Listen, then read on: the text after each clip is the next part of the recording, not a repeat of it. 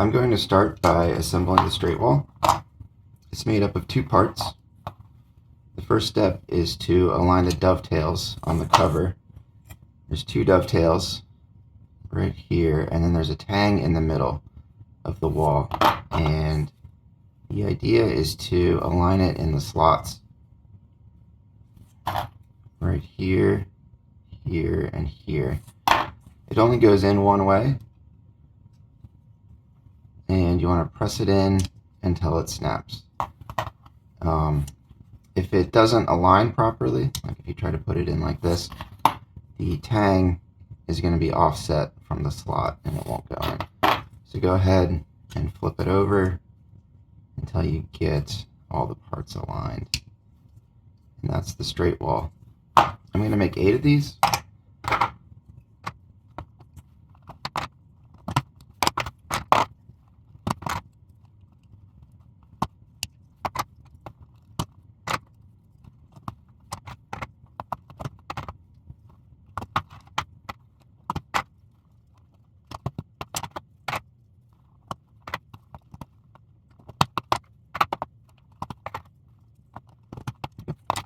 Okay, next I'm going to make the corner pieces. It's made up of the outer wall, the socket, the plug, and the inner wall. Start by aligning the arrows, so every part has an arrow that points up, and just make sure they're all pointed in the same direction. And the plug and socket have a alignment feature built into the bottom, where there's a little tang that sticks out right here, and it aligns with this cutout in the plug right here, and that prevents it from being installed backwards like this. So I'll go ahead and start by inserting the nut. Don't forget that. It goes in the bottom right here. And slide that guy into the outer wall. And put the plug in place. And then the inner wall to finish it. There we go. Got 4 more of these to do.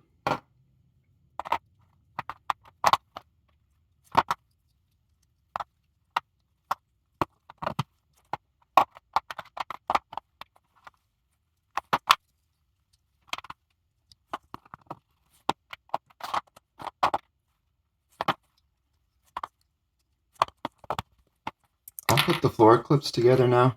Those are made up of 2 parts, the flex pad and then the main body. And they have an interlocking feature. So they've got these little side pieces that stick out, and they'll nest inside this cutout in the main body right here. So go ahead and put them together like so, where they kind of align in the middle, and then just twist it. I'll make 4 more of these.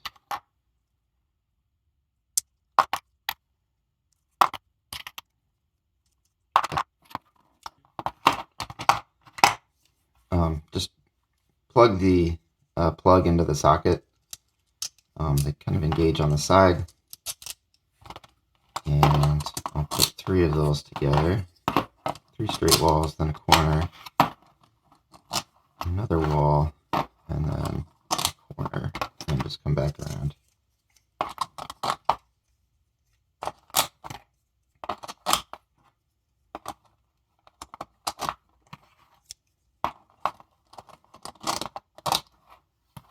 There we go.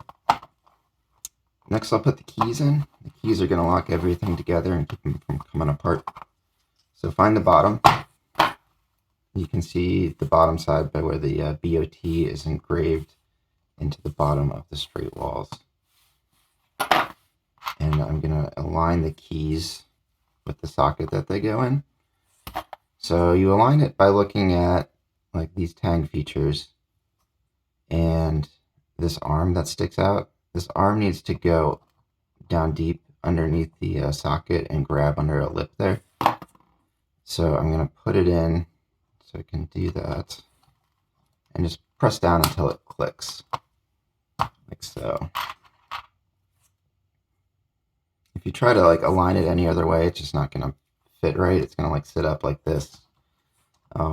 There's really only one way it can go. And the bottom keys can only be installed on the bottom. They don't fit on the top.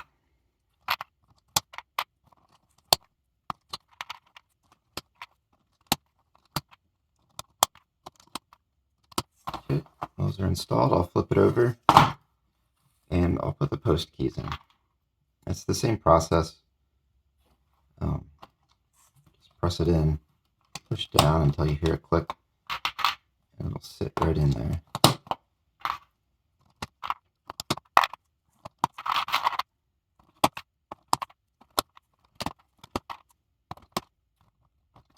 Okay, we're also done. I'll put the floors together next. Just take the floor clip and slide it into the T-slot. Take 2 of those and then push your wall together, just like your floor together, just like that. I'll do 1 of these for the floor and then I'll do 1 for the lid.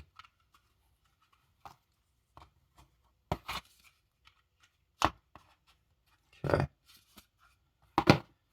Next, I'll attach the floor to the walls.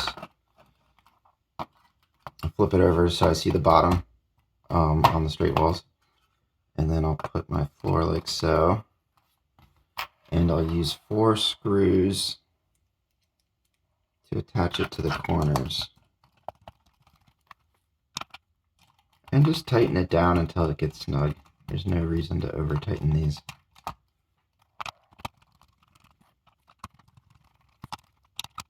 Okay. I'll turn it over and I can fit the lid on top. There we go. It's a complete box.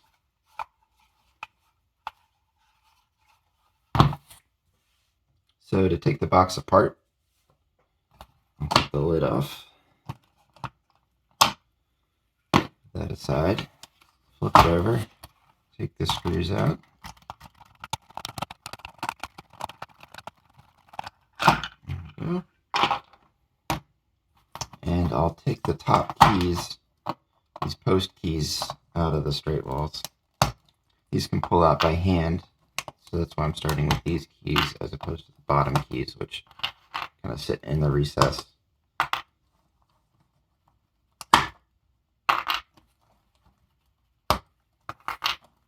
It helps to just pull straight up and they'll come right out.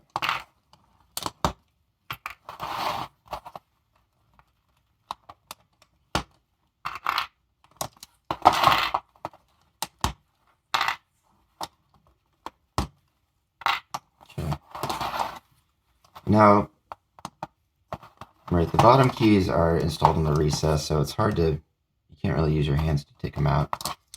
So what I'm going to do is just rotate these walls apart, like that, and then pull them apart until it comes out.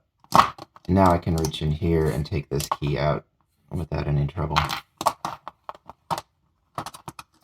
You can use a screwdriver if for whatever reason you can't rotate it like that. And I'll show you real quick how to do that. So you want a 1/8 or 3 millimeter spade bit, flat bit, and find the back of the key, which has this slope that kind of comes down. All the keys have a slope in the back, right here. And that's you're gonna want to come underneath and just pry it out that way. If you try to pry it out this way, you're not going to have much luck. It's going to be kind of weird. Because you want to get right underneath that strong part and lift it out like that. So if you have to do it that way, you can. Otherwise, just do it by hand and rotate these out until it comes apart.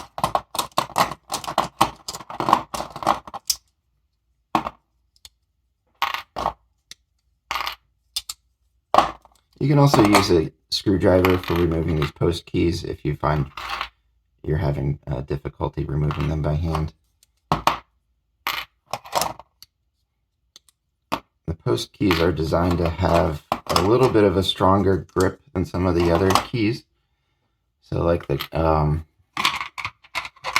these top covers have different geometry around this arm that lets it release a little bit easier. And you also have like more stuff to kind of grab onto on the back, which makes these more easier to remove than these guys. But these guys also have more grip, which can be helpful if you really want to keep your floors attached to your wall without the key popping out.